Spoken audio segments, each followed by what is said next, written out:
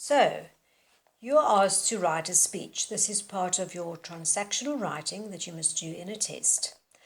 And unlike an oral, where you have to do a wide range of research, a speech is also reliant on research, but it's usually in honor of one specific person or one specific event. So you're going to hone in, if you look at the study guide, what it says very clearly is that you've got to, in your speech, remind people who you're talking to.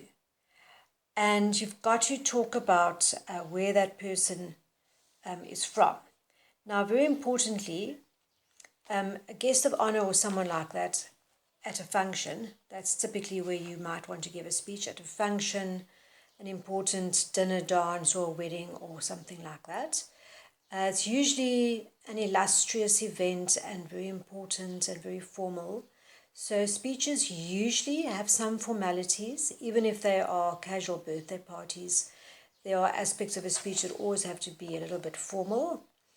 If it's in the daytime, you might not be toasting them. If it's at nighttime, you might be toasting them with a glass of champagne or something like that. And then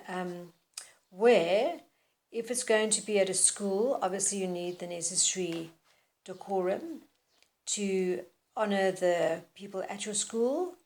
In other words, the principal and the teachers and your fellow learners. If it's at a church, you need to honor the people who are the leaders there.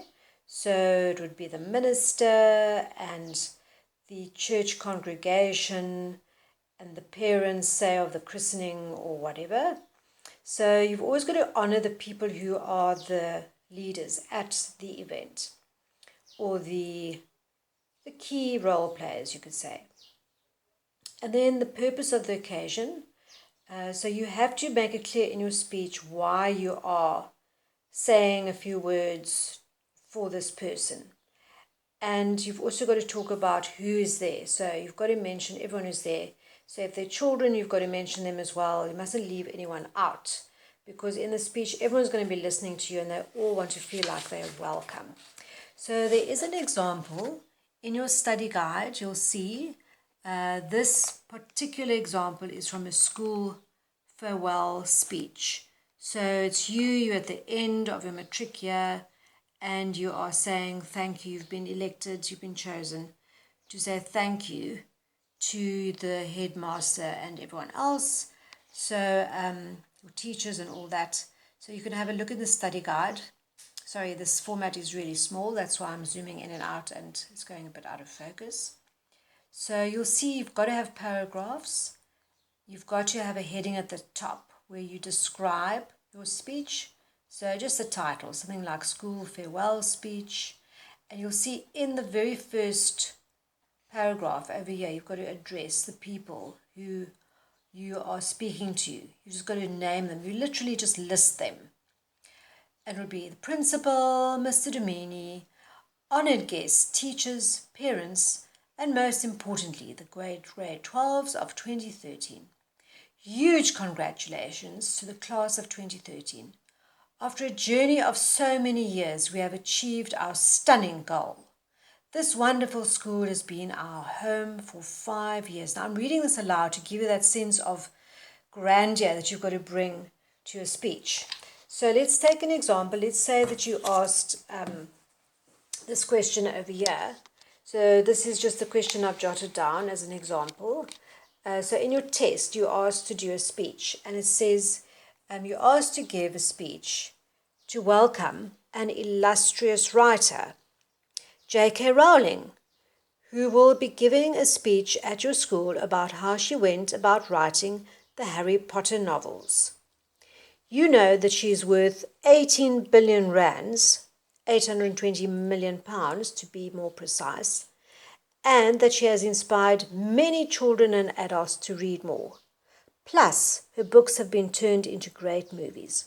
Write the speech in her honor. So, what you don't want to do when you honor this person, you don't want to talk about the obvious crass things like how much she's worth, okay, because that's not very delicate. You want to talk about how she inspires people. You don't want to talk about the materialistic side. and you want to allow her to fill in, because she's going to be speaking after you and giving sort of a keynote address. This key speaker at an event is called the keynote speaker and gives the keynote address. So she's going to tell you all about, she's going to tell the whole school about how she wrote the books. But in your speech, you want to just acknowledge something amazing about her so that people get enthusiastic and inspired and excited and sort of anticipate a great speech. So you're going to start similarly, because it's also at a school. The principal, Mrs. Rowling, our honoured guest, teachers, parents and fellow learners of Huguenot High. We wish to welcome you, Mrs. Rowling, to this auspicious event. We are truly honoured to have you in our midst today. So you can see the first paragraph, you literally list everyone who's there. Then you direct your attention to the main person, and you use wonderful words like auspicious event and honoured and all those kinds of words. You have achieved everything that a great writer would want to achieve and more. So you say something beautiful about her, you say something to honour her achievement. And then you want to say, we at Huguenot High can learn so much from you, not only for our subject English, but also in terms of how to make a success out of our lives, no matter what our career choices might be. And then you can add a little snippet. If you have time, you can say, I was personally so inspired by your story. Decades ago, you were a mom of two, living on the dole, who decided one day on a whim, while on the underground, that you would take the risk to be a writer. You simply wrote about the things you knew small children and adults would find amusing. You have captured our imaginations. Welcome to our school. We hope you enjoy your stay. Something like that. So you see, very, very grand, very in honor, very high register, beautiful words. We honor this person.